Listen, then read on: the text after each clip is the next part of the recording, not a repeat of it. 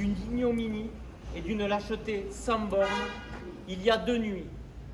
Voici de cela 2 nuits, un véhicule enflammé a foncé sur son pavillon et a mis en danger sa femme et ses 2 enfants, âgés de 5 et 7 ans. Voilà aujourd'hui ce que peut risquer un maire dans l'exercice de ses fonctions. Et il n'est que le dernier de la longue litanie de tout ce que nous voyons depuis des mois, depuis des années, et qui ne cesse de s'amplifier. Voici quelques mois, le maire de Brévin-les-Pins, Yannick Morez, qui lui aussi a subi une tentative d'incendie sur sa maison. On ne compte plus le nombre d'élus qui subissent des menaces physiques sur leurs biens, sur leurs personnes, sur leurs proches et sur l'ensemble des gens qui les côtoient dans l'exercice de leurs fonctions.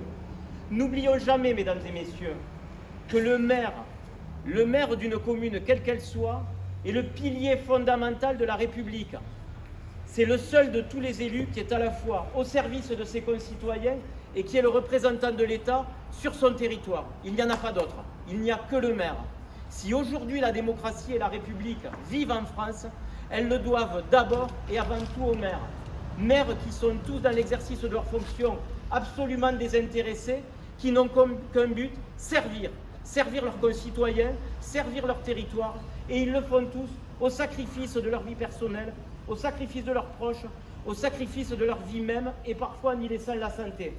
Mesdames et messieurs, les maires ont besoin de vous tous, parce que c'est vous qui les avez élus, et ils sont légitimes à ce titre pour vous représenter.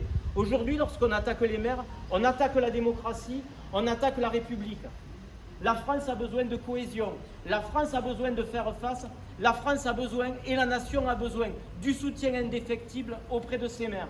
Mesdames et messieurs, en étant ici aujourd'hui, vous représentez ce soutien.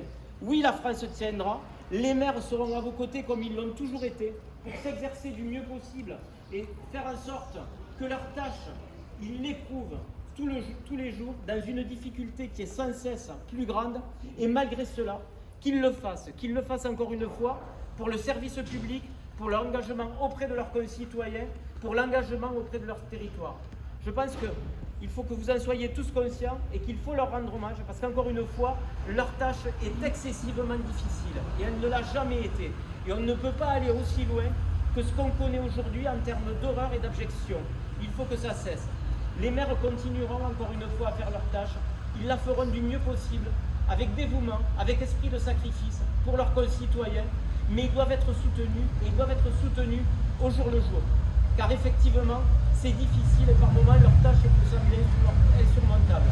Mais c'est l'objet, c'est la vocation, c'est la République, c'est la nation, et la nation ne vivra qu'à travers ça. Vive la République, vive la France!